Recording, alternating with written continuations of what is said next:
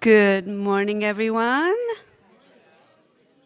Please find a seat and let us begin with Nathan Aswell and his beloved Chapman stick. Wow. My Chapman stick never gets a note and never gets a mention. Thank you. It feels appreciated. Good morning, everybody. Oh, good. Usually when I say that, I have to say it a couple of times to get everybody to respond, so thanks.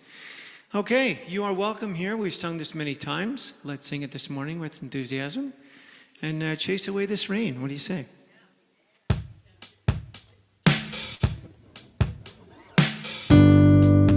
You are welcome here. You are welcome here. You are welcome here. You are welcome.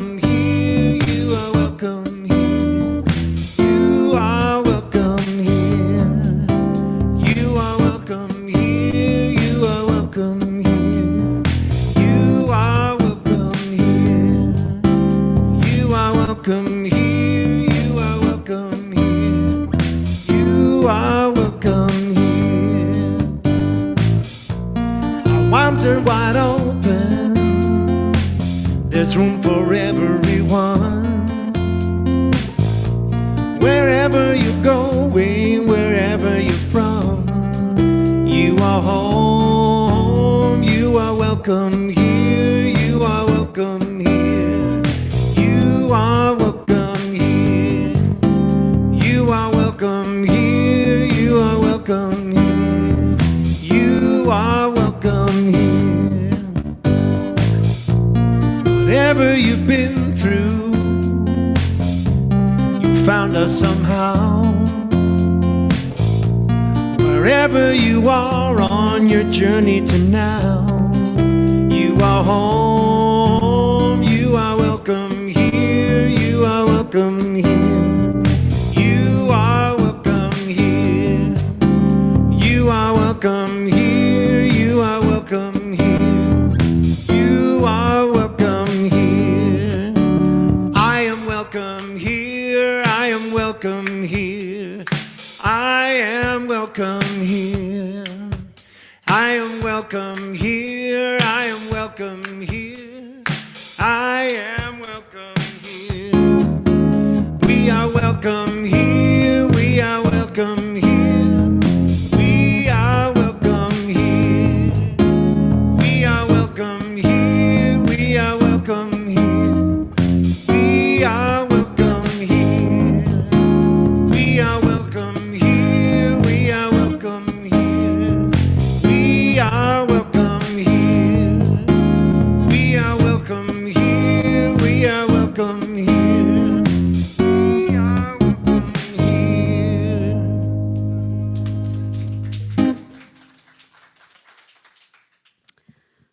What a great, energizing song, isn't it? Thank you, Nathan, and thank you, Chapman Stick. Good morning, everyone, and welcome to Centers of Spiritual Living, White Rock. I'd like to begin by acknowledging that we are gathered here today on the unceded territory of the Coast Salish people. Some of the bands I'd like to name are the Semiahmoo, the Katsi, Kwantlen, and the Kikite. I'd like to give them thanks for their stewardship of this land, because without their care, we would not be able to call this land our home. Welcome, everyone, in person here at Centers of Spiritual Living White Rock, and everybody on Zoom. Hello, we have Cindy and Reverend Tamara online. I am Liv Daniel, a licensed Science of Mind practitioner, and I am your MC with the little extra today. I realized I'll be up here a few times. If this is your first time here, I think I see some faces that I don't recognize. Well, then welcome. And if you've been here before, then welcome back. If you're disguising yourself, I know who you are.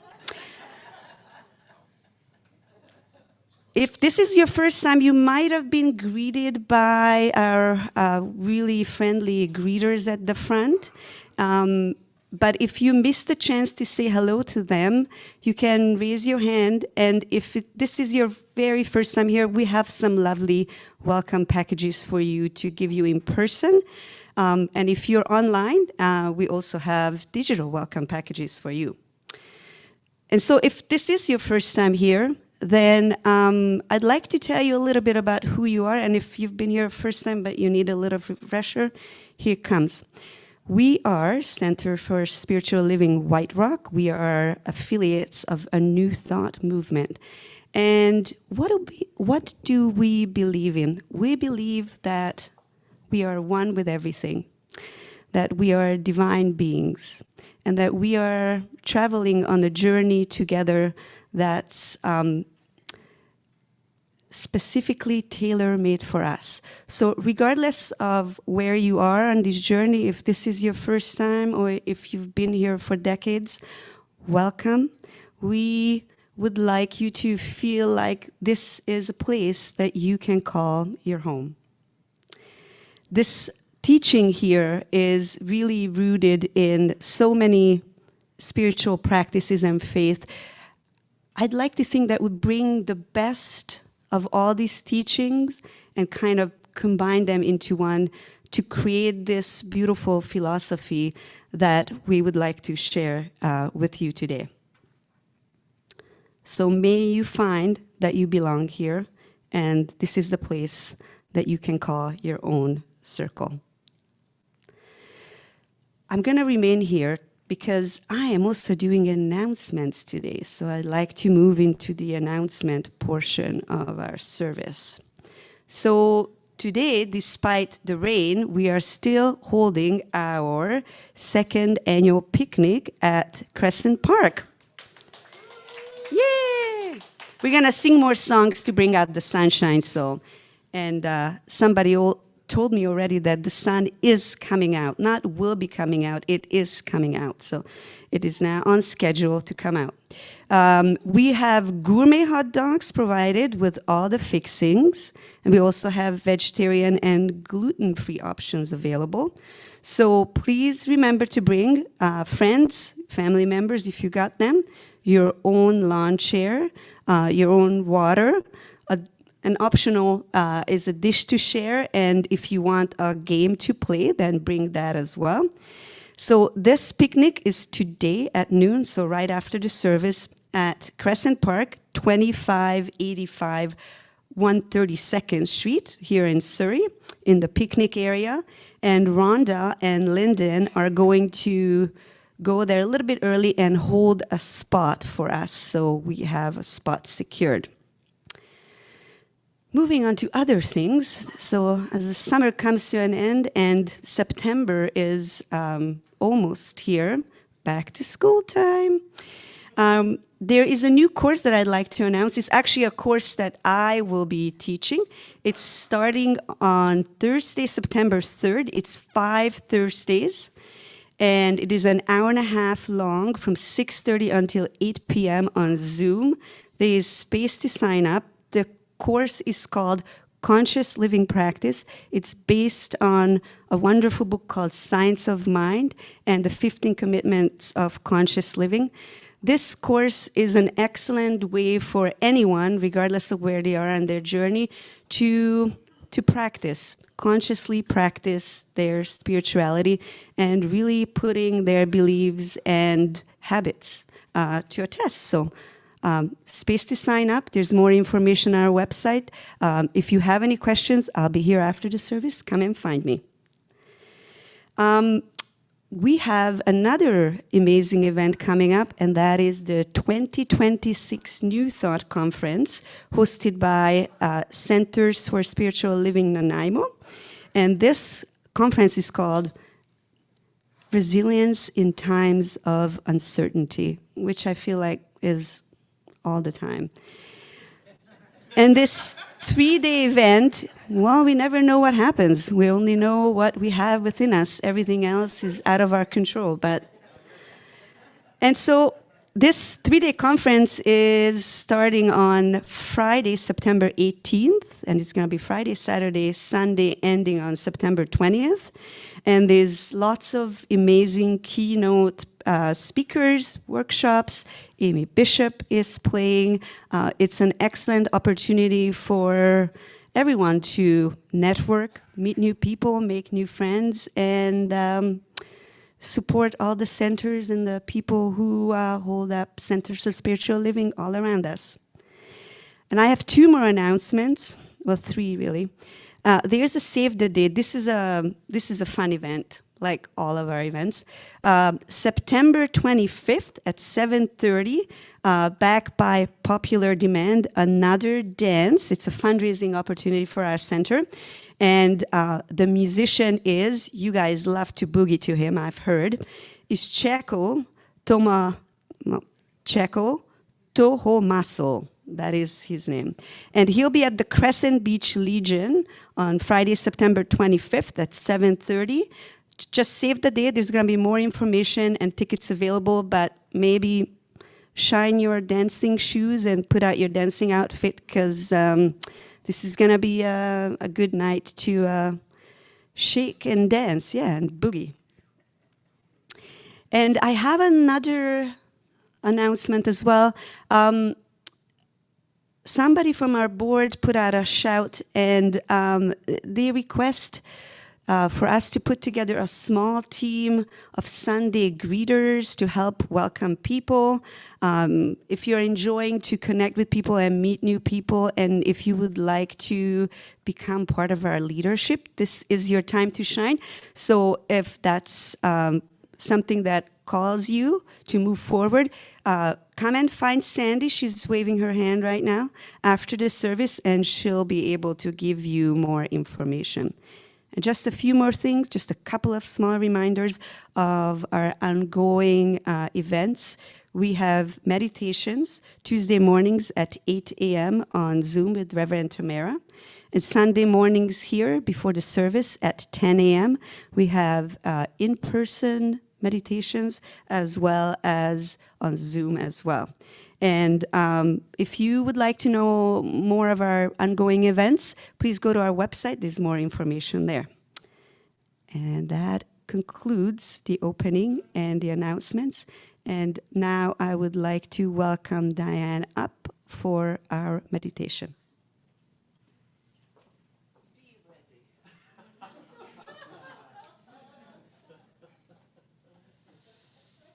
You know what to do. Good morning, everybody. Inviting you to close your eyes here, okay? So I'm going to read from Ernest Holmes, my little pink book here. So let's breathe and finding this quiet place within here.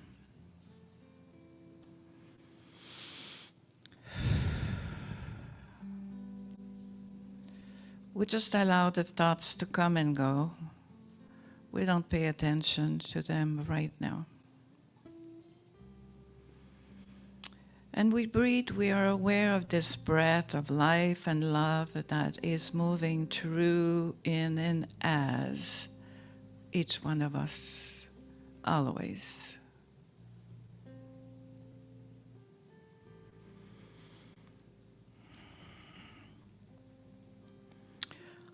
God is peace. And this peace, which God is, belongs to man. The peace that is within you is not something separated from God. And it is not something that bombards you from without. This peace is something that expands from within.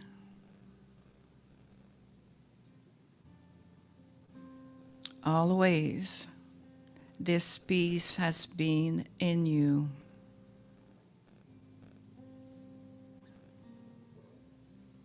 Always, this peace has nestled at the center of your being, ready to reveal its perfection and harmony.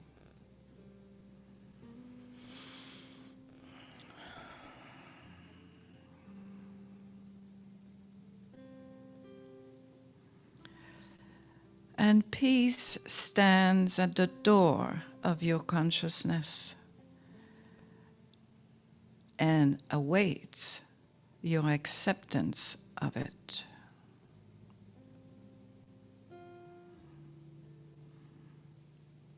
It does not stand outside the door, waiting for entrance, so much as it stands inside, waiting to be expressed in everything you do.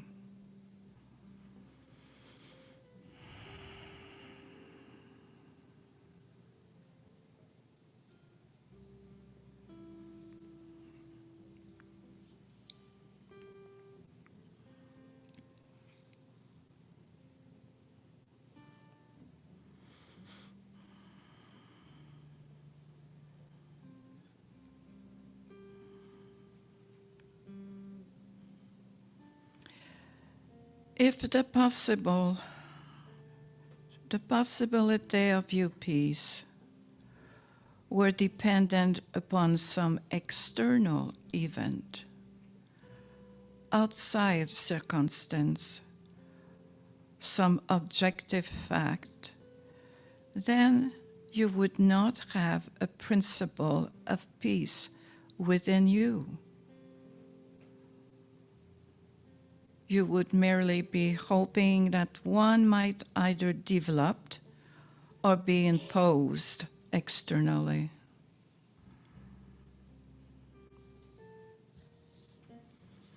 And peace is within you right now.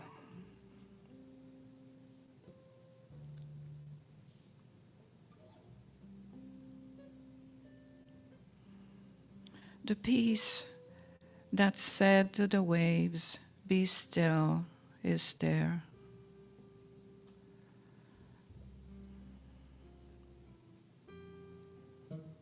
Because God is peace and because God is in you, the peace of God must also be in you.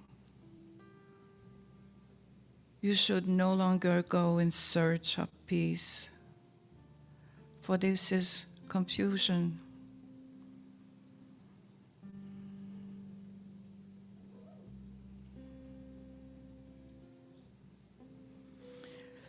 And because peace is within you, it is available. It is available right now.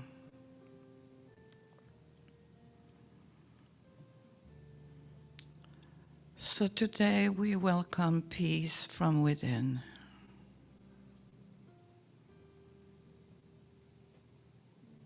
We open our heart to feel the peace within that is always present.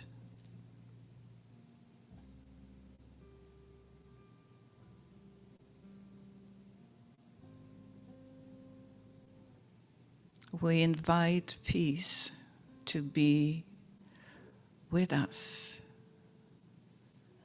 in everything that we do, in everything that we say, in everything that we believe.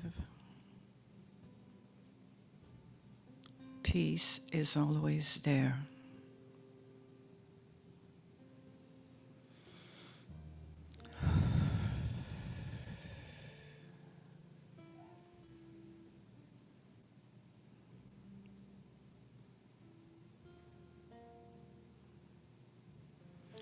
And we are so blessed to know this truth. A truth that never changes, always the same. Peace is within each one of us, right now and always.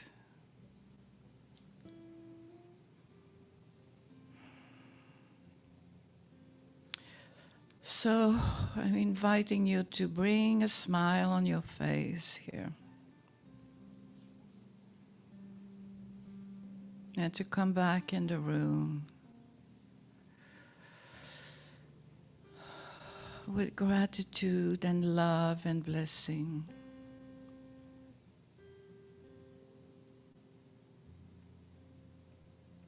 Namaste, everybody. Nathan, thank you.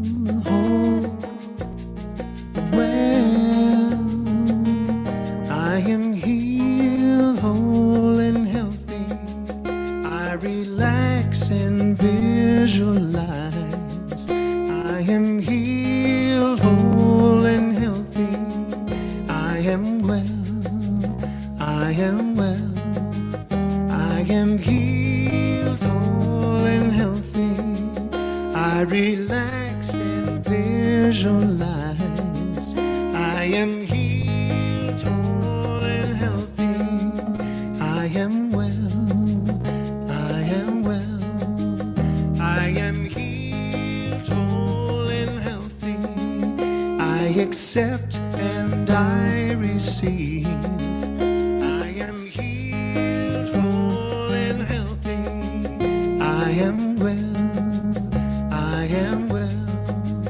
I am healed, whole and healthy. I accept and I receive.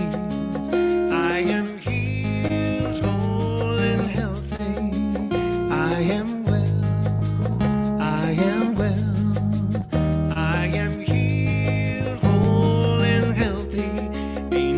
are watching over me. I am healed, whole and healthy. I am well, I am well. I am healed, whole and healthy. Angels watching over me. I am healed, whole and healthy.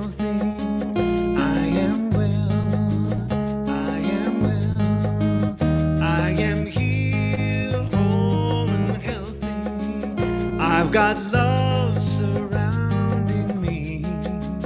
I am healed, whole and healthy. I am well, I am well. I am healed, whole and healthy. I relax and visualize. I am healed, whole and healthy. I am well, I am well, all is well, all is well.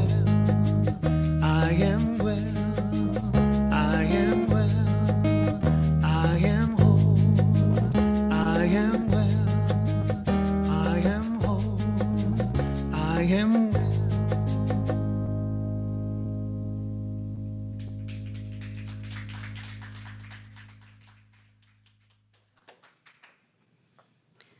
Thank you, Nathan. This song is kind of like a lullaby, assuring us all that we are loved and healed and healthy and all is well. Okay, I'm up here because I would like to read you a little bit of a bio of our guest speaker today. Some of you might know him, some of you may not. It's Paul Johnson. And he has been part of Centers of Spiritual Living since 2005, but he's only coming here for 2 years, and he's been doing a lot since he's been here these past 2 years. He is the president of the board of Centers of Spiritual Living White Rock, and he's starting his 2nd year of practitioner training in September.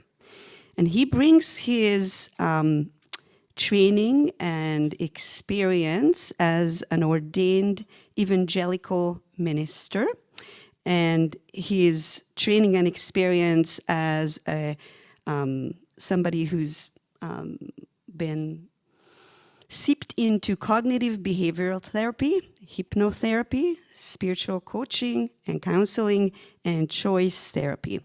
And he's always been interested in where his spirituality and his personal transformation meets, and he brings this passion forward, and he's curious of finding out who we are and what our spiritual truth is. So here is to give us our Sunday talk, Paul Johnson.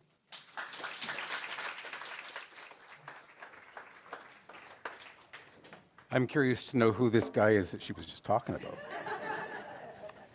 Okay, I got to get something off my chest first thing, all right? Can we do this? Will you just entertain me? What's blue and doesn't weigh very much? Light blue, of course. Oh, come on. Give me a break. Dear. You know, I've been part of church for the best part of the last 50 years. And I use that number and I think, oh my gosh, I can't be that old. But apparently I am. And I know that we don't like using the word church around here sometimes. And my observation is that, you know, if it walks like a duck and quacks like a duck, you know, it kind of feels that way. I'm going to be talking a lot about boxes this morning. And so this intersection between, what do you get when you put 3 ducks in a box? A box of quackers. That's exactly right. Oh, dear.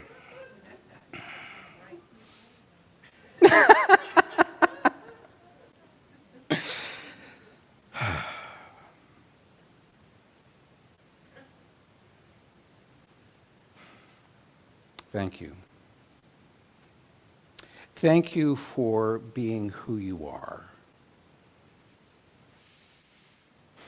Liv mentioned a moment ago that I walked in here just shy of 2 years ago. And it was a place when I walked through the doors that I felt at home. It's got nothing to do with the building. It has everything to do with you. And I want you to know how deeply I appreciate that. How important that is, not only for me, but for every person who walks through the doors of CSL White Rock. To be made to feel at home and welcome and accepted, and to find this to be a place of peace. You know, throughout my church life, there were so many times where we'd go to church in the morning and we'd hear whatever the message was, and we'd go out for lunch with all of our friends. We'd go to a local restaurant. We'd sit around this table and we'd talk about what we heard, and we'd talk about what was going on in our lives. And I can't tell you the number of times that the question came up, what did the pastor, the minister, talk about this morning?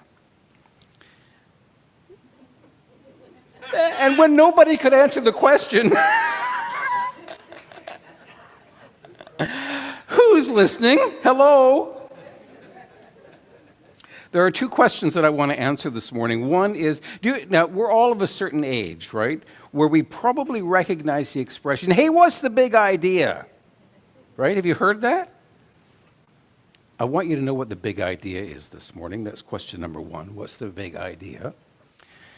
And the second question that I want to answer this morning that I really want you to take away, the answer to is, so what?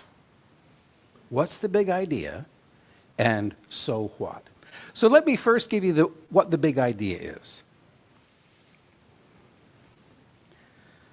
I don't have to become whole. I already am. The spiritual work is learning to live like it's true. First part of that sentence, would you say that with me?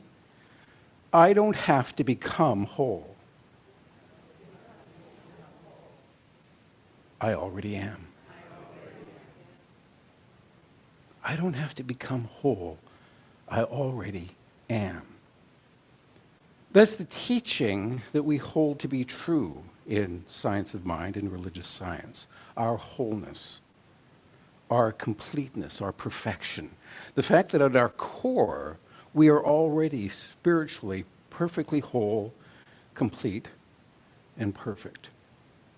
And yet, as I look back across the course of my life, I recognize that there have been all kinds of experiences that I've had that have suggested that maybe I wasn't perfect, whole, and complete.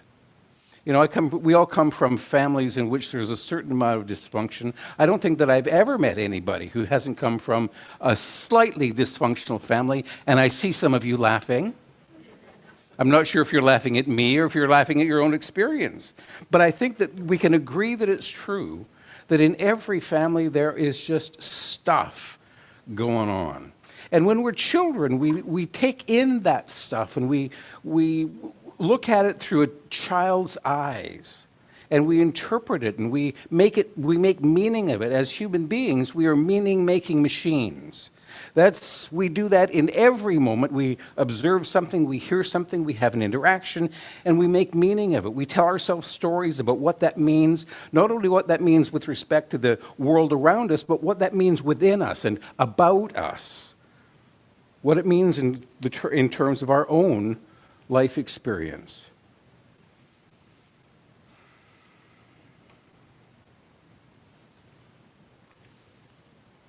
In my family of origin, because of whatever dysfunction existed, and I'm not being critical of my parents this morning, they were lovely people whom I love dearly, I learned to be a secret keeper, a manager of information. There was some information that I could let out in certain circumstances. There are things that I could talk about over here with a certain group of people, and there were other things that I could look at over here with another group of people. But I had to be careful to read the room. Even as a young child, I had to be careful to read the room. And it wasn't necessarily so much about keeping me safe, to be honest, as it was really my best attempt in the moment at receiving and protecting love and relationship. Because as children, that's what we crave more than anything, is we crave our parents' love and relationship with them. And with the adults in our lives, with the people in our lives. And in my experience, everything would hinge on the maintaining, the protection of love and relationship. For me, the deepest need was to belong, to be accepted. And probably the corollary of that, the reverse of that, not being rejected and set aside.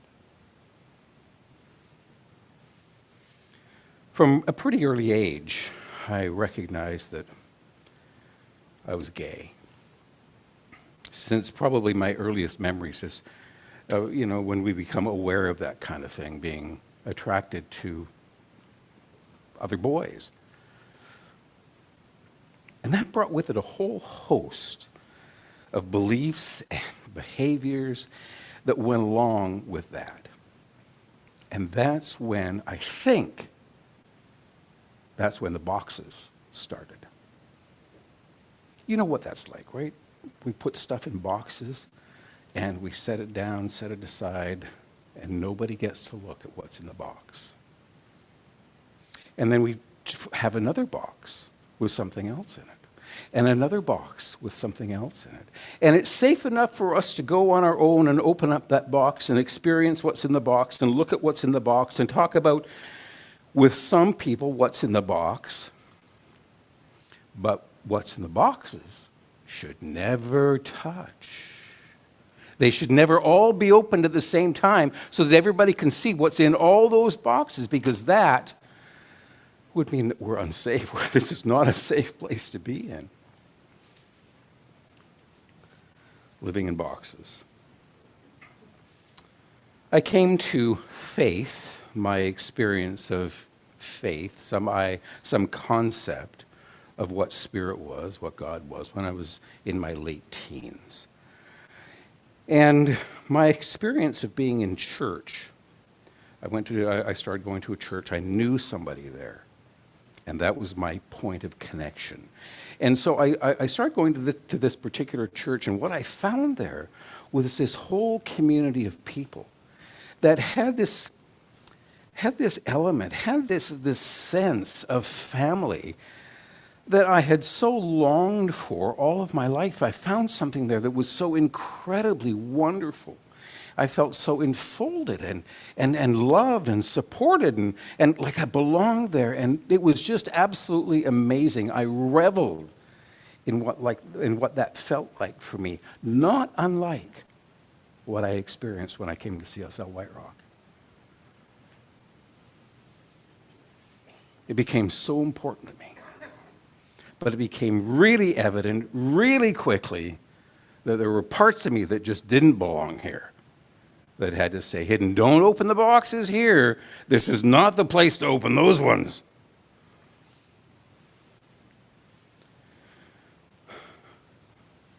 Our church building was quite large. I remember sitting in the balcony, looking down at the platform.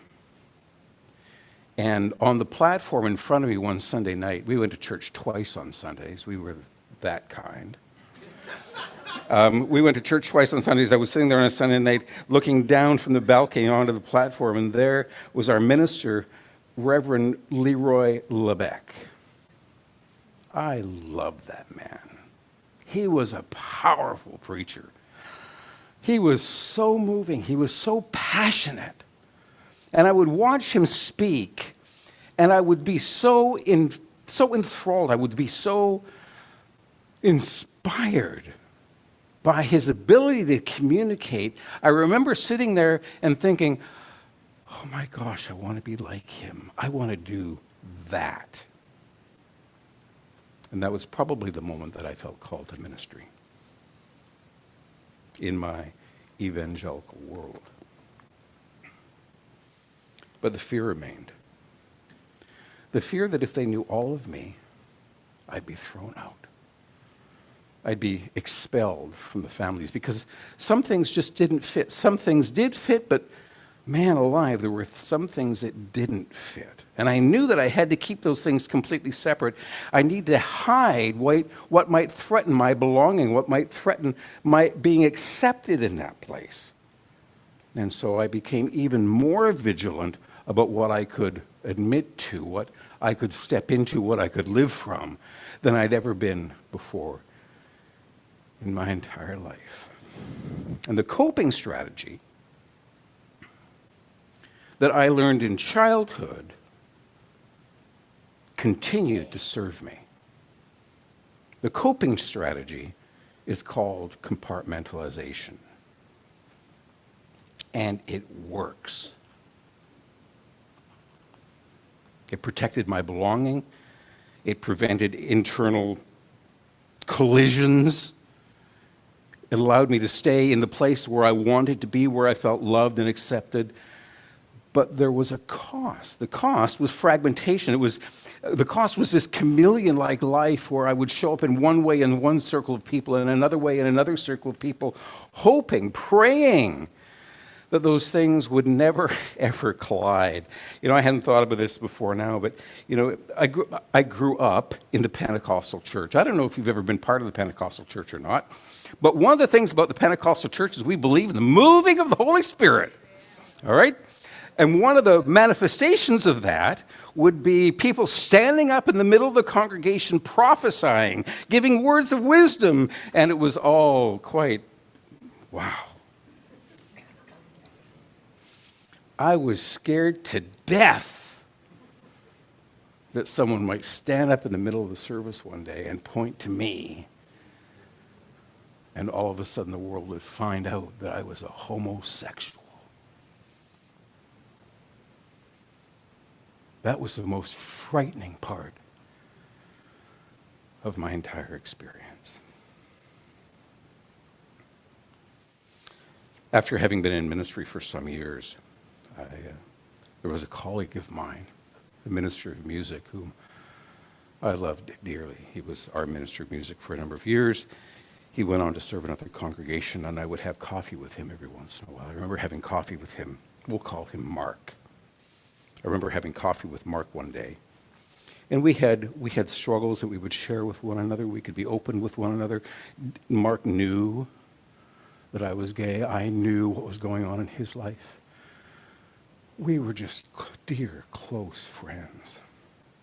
And I remember having coffee with him one day and leaving the church where he was serving and pulling out of the church parking lot and turning onto 96th Avenue in Surrey and driving up 96th Avenue after that conversation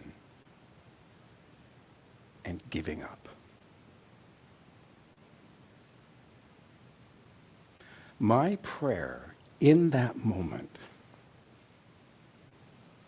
was, God, I give up.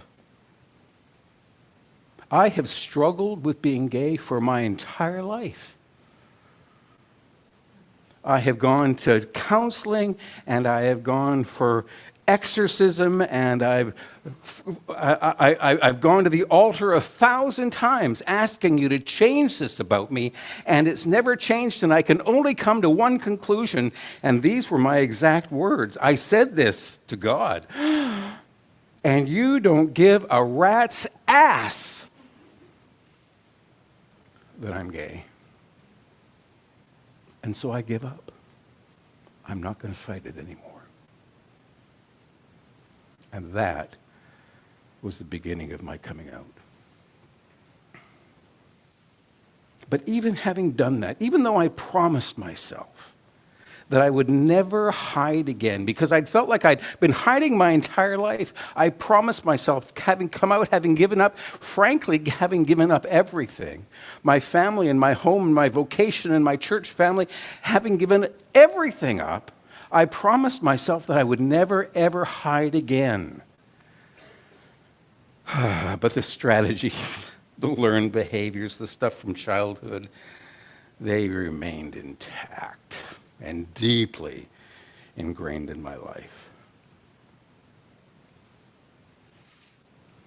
That's what my boxes look like.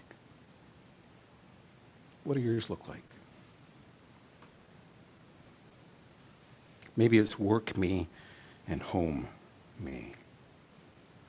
Maybe it's the way I show up in church and the way that I am in private. Maybe it's the strong me, the successful me, and the frightened, struggling me. Maybe it's who I really am and who people expect me to be. Maybe it's who I am today and who I used to be. What are you keeping carefully separated so that there's no internal collision? What are you afraid might happen if someone sees the whole you?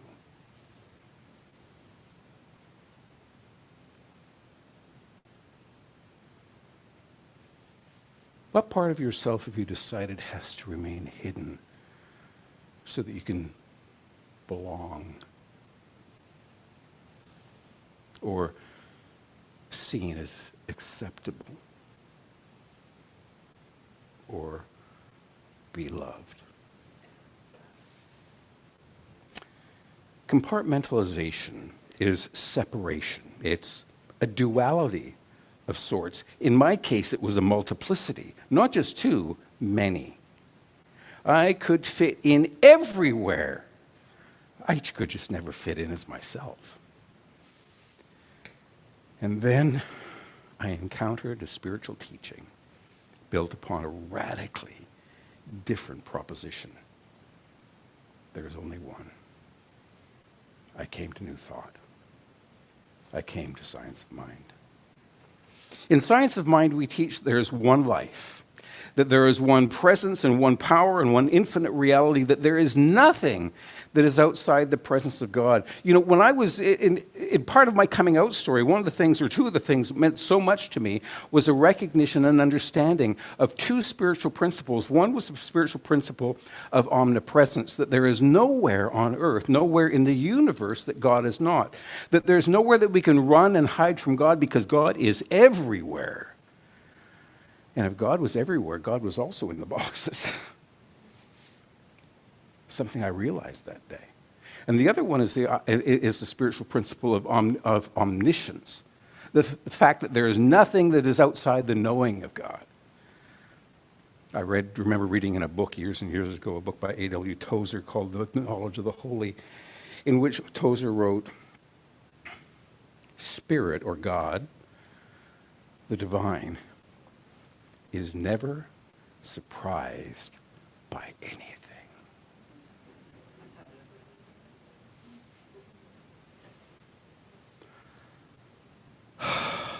All those things I thought I was hiding, Spirit knew. One life, one presence, one power, one infinite reality. That life is my life. Now, there's only one. But that begs the question, that brings me to the question of, what am I going to do? What am I going to do with all these parts of me that I don't feel like they belong now? Oh, gosh. There's nowhere outside the one. This is what I learned. That wholeness, the wholeness that we talk about, whole, perfect, and complete, that part,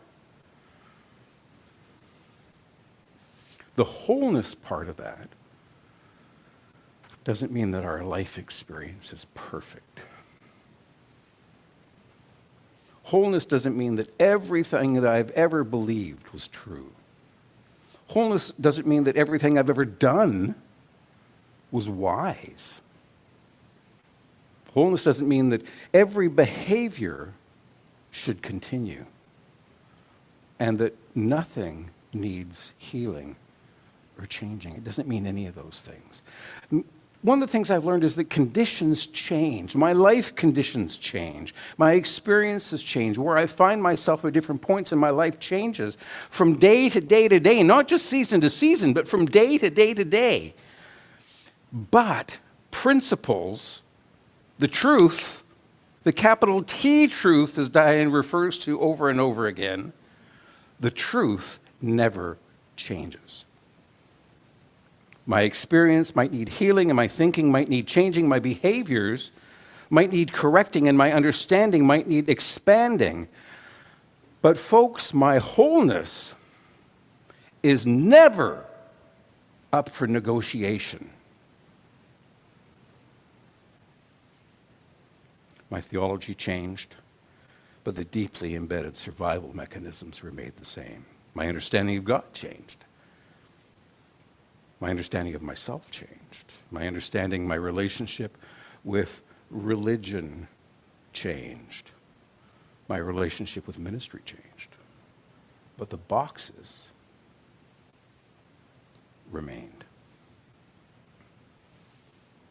And the strategy was beginning to break down. It wasn't working quite so well anymore. The longer that I allowed those things to remain hidden and unexamined, the more my life was being impacted in very negative ways. And here's the critical question for me, and maybe it would be interesting to you too. If I have to hide in order to belong, is that really belonging? If I have to hide in order to belong, is that really what belonging is all about? I've already mentioned that I came to CSL in November of 2024, and slowly this sense of having found a spiritual home began to return. I began to wonder if I'd found a place of belonging that I'd so longed for. I joined the board. I became involved in lots of ways. I lead meditation on Sunday mornings often. And then came the opportunity to begin practitioner training. And Reverend Tamara and I had lots of conversation about me being in practitioner training, and she will attest to the fact that it was a little bit of a struggle for me. Because do I really need to go back to school and learn more? I've been steeped in it for so long. Oh my gosh, I'm full to overflowing. Do I really need more of this? Can't you just put the rubber stamp on me and be done? But you know what? That's not what prac training is. Janet is laughing. Janet's in prac training with me.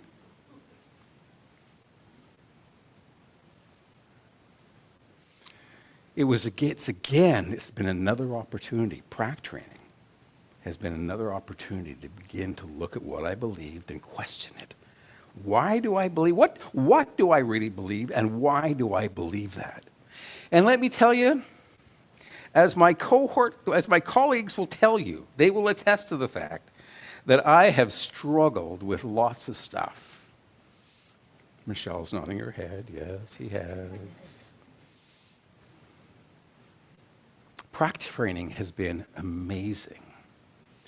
If you're considering it, I would so heartily recommend it. It is life-changing.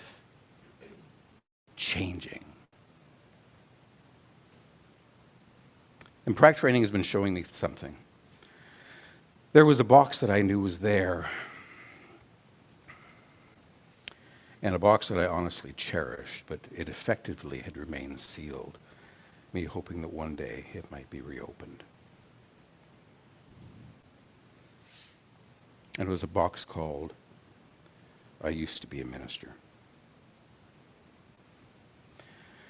And the thing that came to me, and two things prac training has done for me, it has completely reorganized the way I think about prayer and spiritual mind treatment. And it has helped me to recognize that being a minister is not something I used to be. Being a minister is something I am.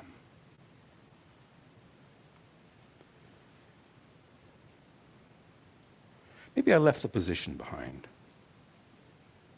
but I never left the love of people behind.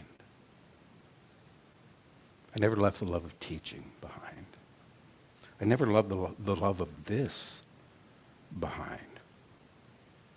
There's no place on earth I would rather be than right here with you this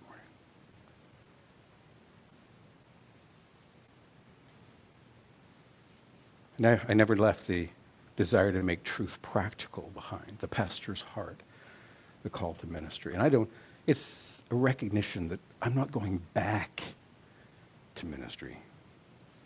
I'm simply continuing in something that has been true all along.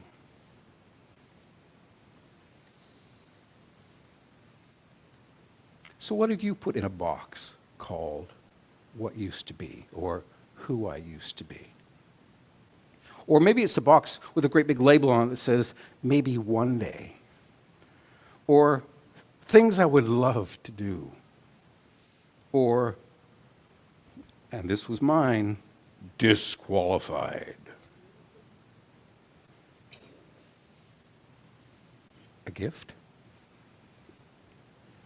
A dream? A relationship maybe, a former career, a younger self. something that you once loved, something you learned in a difficult chapter of life, maybe. Maybe it's Paul. Maybe it's a collection of behaviors or perspectives that no longer serve you. Maybe it's a version of yourself that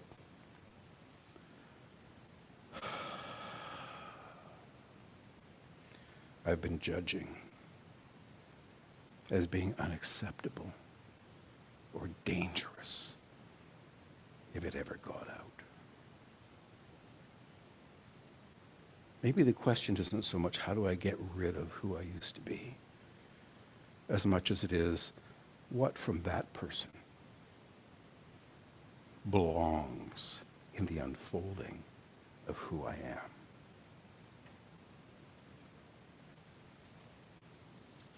You see, wholeness doesn't call us backward.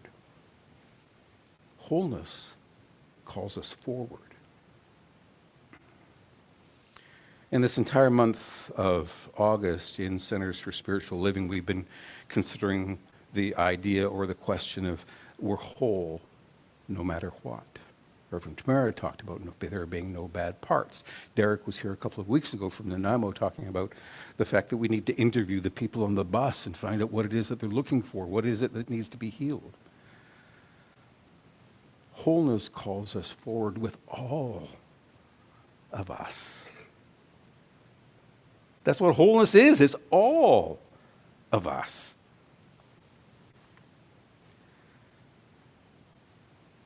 Keep what's true. Learn from what wasn't. Release to what no longer serves. Bring the gifts, bring the wisdom, bring all the lessons that we learned. Bring the person who lived through it. The strength, the strong person who lived through all that crap. Bring that person. Because nothing has to be wasted. No experience has to be wasted. Nothing has to be wasted.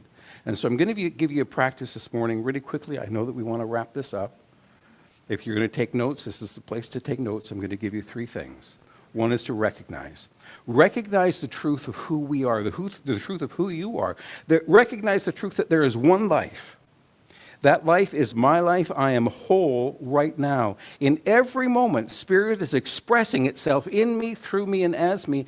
And there is nothing about me that Spirit doesn't already know. And because of these truths, I know that I'm whole right now. Not after I fix me, not after I heal from that or I heal from this, not after everybody approves of who I am whole right now. And we need to include the fear, we need to include the anger and the anxiety and the grief and the shame and the old conditioning and the old behaviors that no longer serve us and the old dreams and the old gifts and the parts that I've hidden for so long. Don't deny it. Don't shame it. Don't pretend it isn't there. Everything gets to belong, but not everything gets to drive.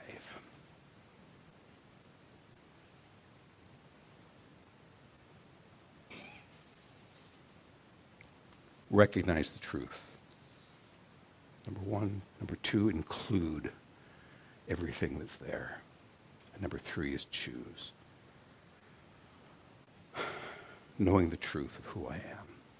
How does the whole me choose to live right now? Not from fear, not from shame, or not trying to earn our belonging, but from truth. We are one, we are whole, we are complete. What are you carrying that you've been trying to leave behind? What if we stopped asking ourselves, how do I get rid of this part of myself? And instead asked, how can this become part of my wholeness? What wisdom does it contain? What gift is still there? What needs releasing? What wants to come forward? You know, if we're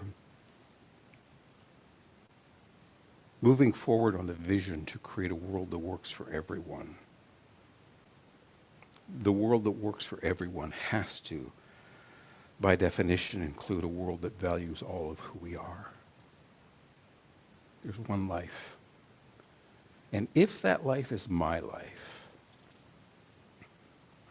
it's also your life. Because your wholeness is no more negotiable than mine.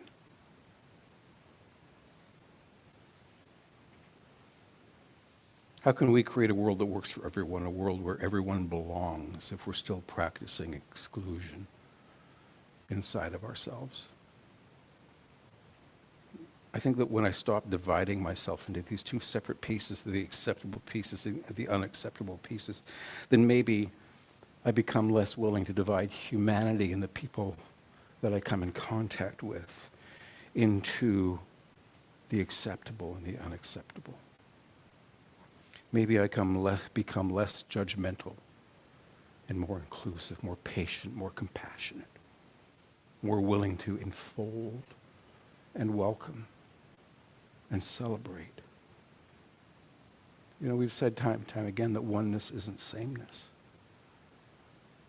Our differences exist within the one. They're included in our wholeness. So what? Remember I asked two things? So what? What's the big idea? And so what? This is a so what. This is the mantra that I want to take away today. I've said it before this morning. This is it. Everything gets to belong, but not everything gets to drive. Everything gets to belong, but not everything gets to drive. So this week, I'd like you to think of one part of your story that you've been trying to leave behind.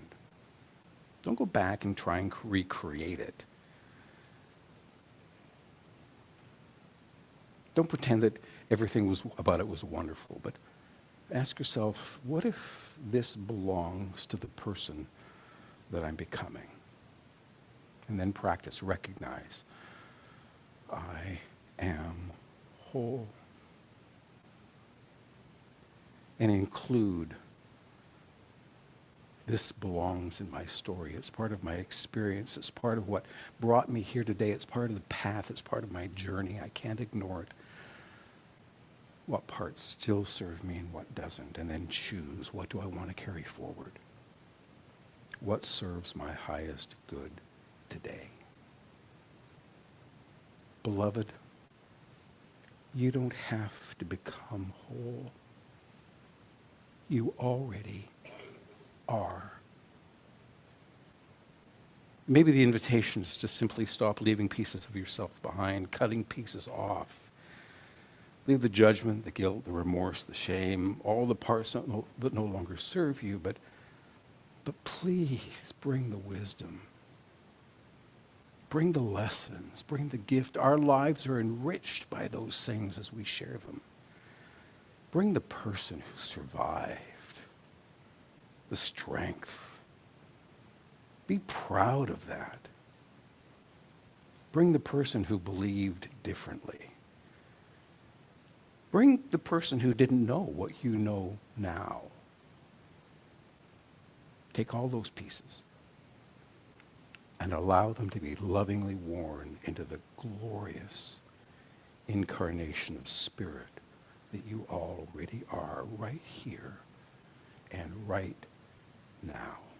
Bring all of you forward because you are, no matter what, whole. Know this with me, would you?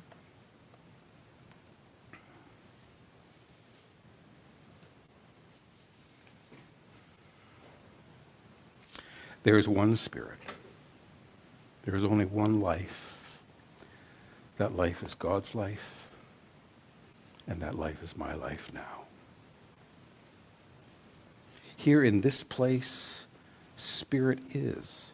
In this place and every place. In my heart and in every heart. In my life and in every life. There's nothing outside the knowingness of Spirit. There's nothing that is left unknown. And in recognizing that, I can find peace, knowing I am not judged, knowing I am eternally loved, eternally accepted, and always belong.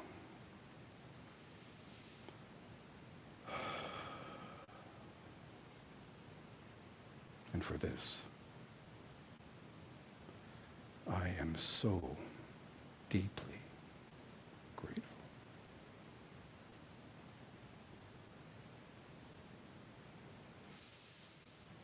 I know it's true. I know it's done. I know it's good, and that it's very good. And so it is. And so it is. I give you peace.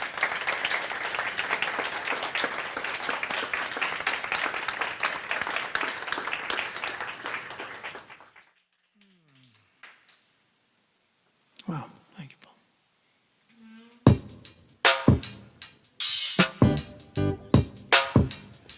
I want to have a wholehearted life, a wholehearted life, where no matter what's done or left undone, I belong and I'm enough. A wholehearted life, a wholehearted life, where I'm worthy of love.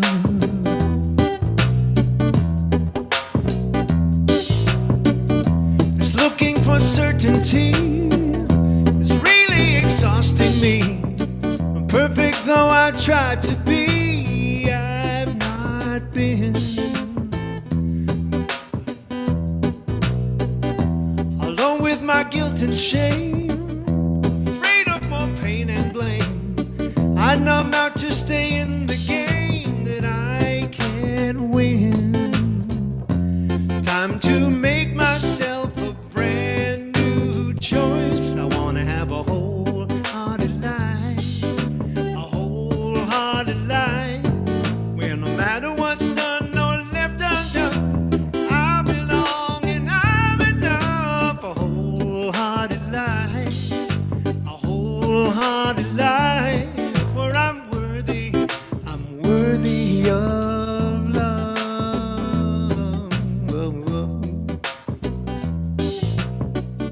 So I choose to be set free, take responsibility, stand in vulnerability, and speak my heart. To get love, I must give love. To belong, I must reach out.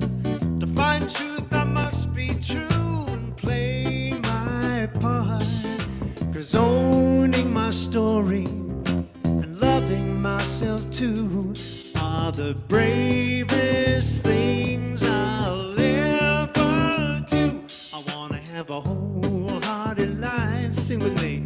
A wholehearted life, where no matter what's done or left undone, I belong and I'm enough. A wholehearted life, a wholehearted life, where I'm worthy of love. One more time.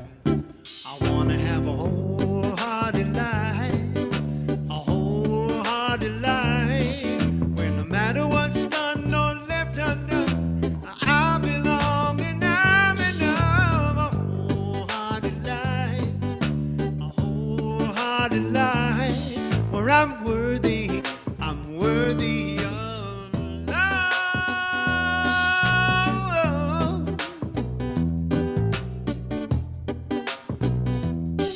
Here's another part for you to sing. I'm worthy, worthy, worthy of love. Worthy, worthy of love. Your turn. I'm worthy, worthy, worthy of love. Worthy, worthy. I'm able to love. I'm able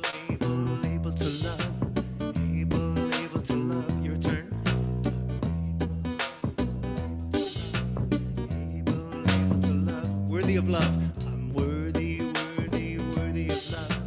Worthy, worthy of love, able to love. I'm able, able, able to love. Able, able to love.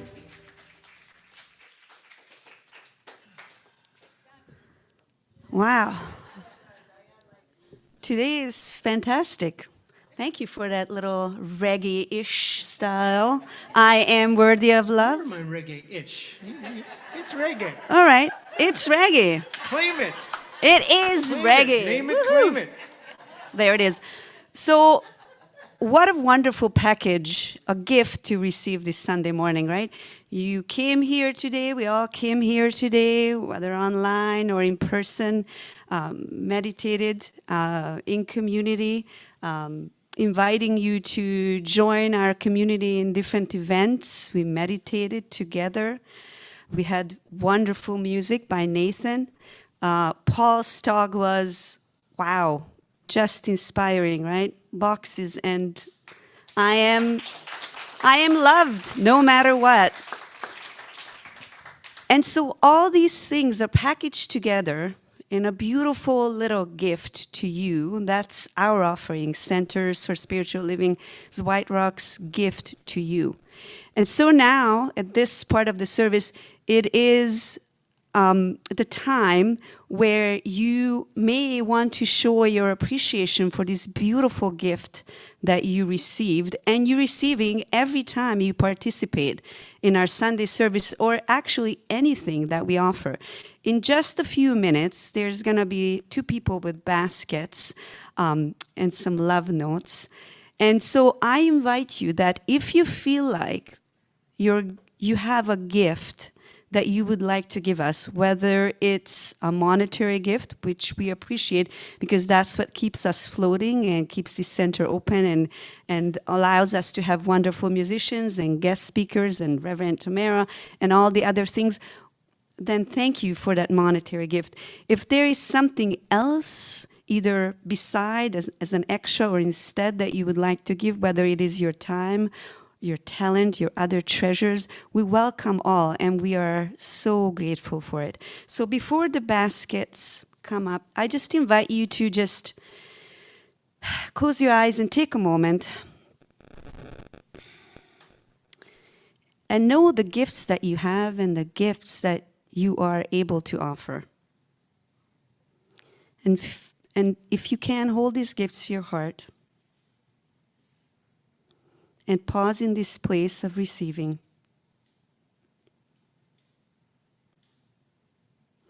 In our online community, you're welcome to unmute and say this affirmation with me. Divine love through me Divine love through me blesses and multiplies all that I have, blesses and multiplies all that I have, all that I give, all that I give, and all that I receive. and all that I receive. And now I invite the ushers to come forward. And maybe Nathan will give us something else on the Chapman stick. Never mind, maybe. Not maybe. He will give us something. will. Claim it. Thank you. Claim Claiming it, it, claiming a song. And take one of those little love notes that are in the basket.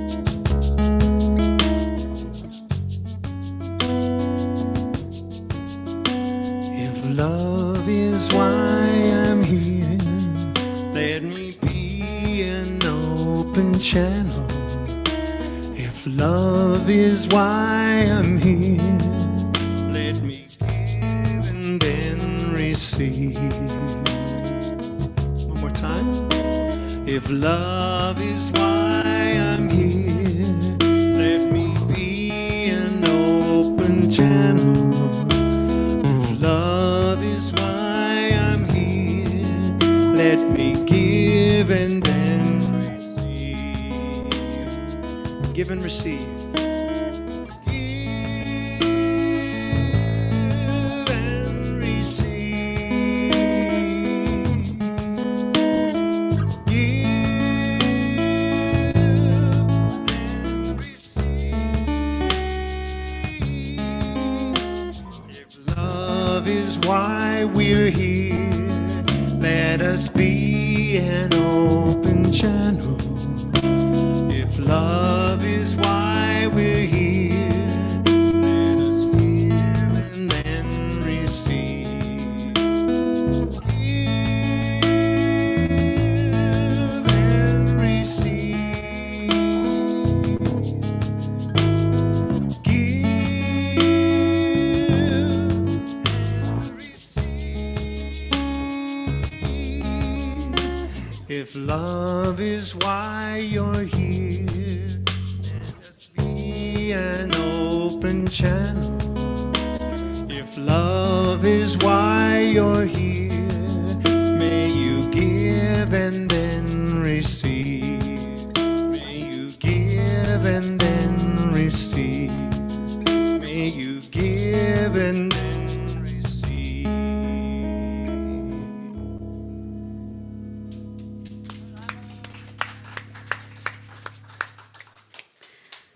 I'm claiming that love is why we are here. Thank you very much for that beautiful song, Nathan. And now we have a basket here, and I have a love offering note that I received, the joy blessing. It's actually by Dr. Ernest Holmes. Meditation is for the purpose of inbreathing the essence of reality. Treatment, prayer, is for the purpose of using this essence in definite, constructive ways. Wow. Deep message for today. And she keeps it. This is mine. I'm claiming it, inspired by Nathan. This note is mine, but you all have yours. So Diane brought up this basket here that has all the beautiful gifts that you give. And there's, if you have other ways that you give, we have on our website links to become a committed monthly giver.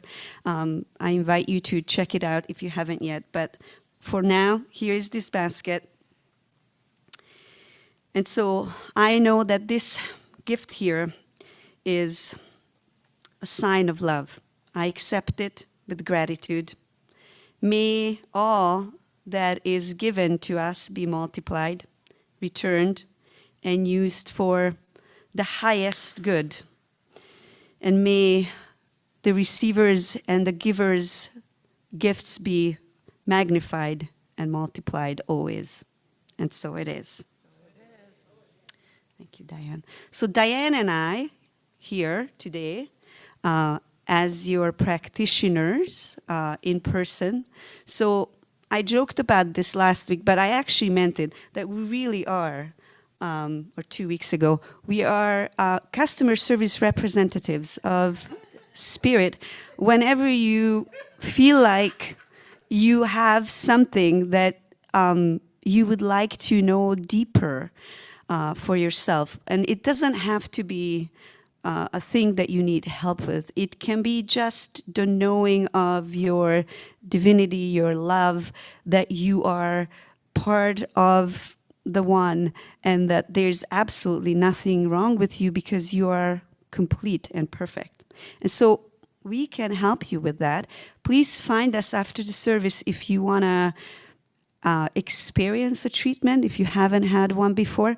If you would like to seep into that a little bit deeper, you can also make a practitioner prayer meeting with us, or any of the other practitioners, Georgia, Jill, Reverend Tamara. And because we are here to support you, that is really what we are trained for, to know the spiritual truth of who you are. And if you feel like you have something but you don't really want to do it today, we have a prayer box in the back. You can write a note, we'll look at it and pray for you.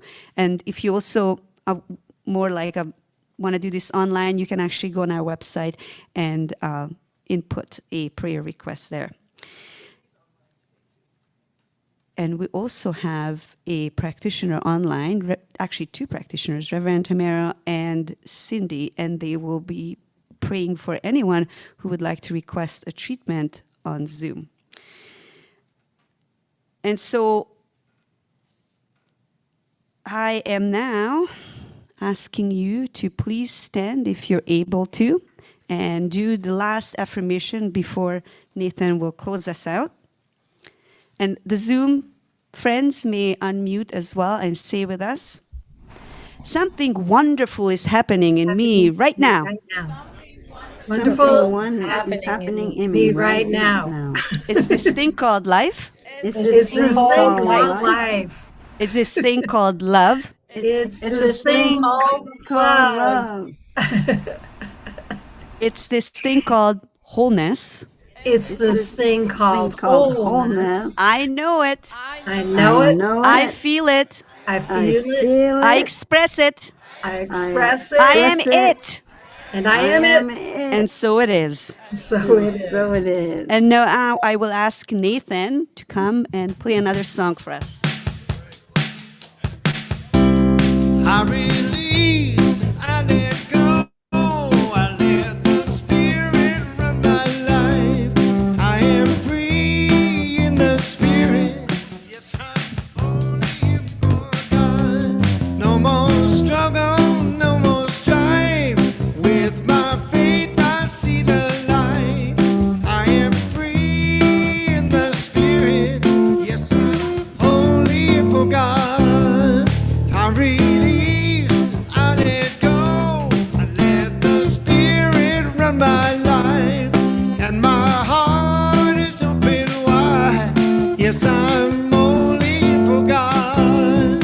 No more struggle, no more strife. With my faith, I see the light.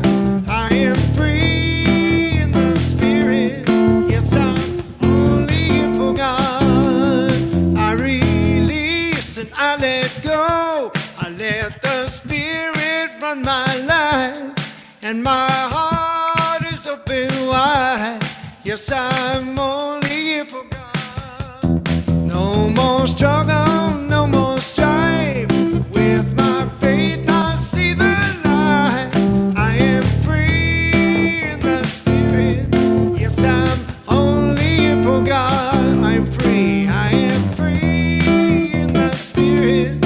Yes, I'm only for God. Last time, I am free in the Spirit. Yes, I'm only for God.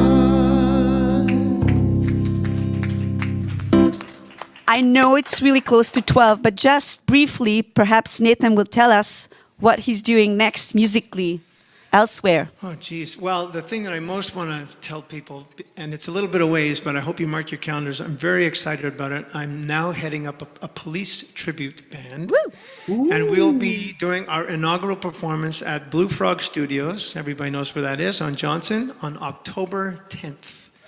So please mark it on your calendars. Tickets are already available. I'd love to see you there. I love singing that stuff, and I would love to sing it for you. So October 10th. The name of the band is Zenyatta. So hope to see you there. Thank you, everyone, for coming today and for making this service possible. Thank you, everyone online as well. Have a wonderful Sunday, and we'll see you next time.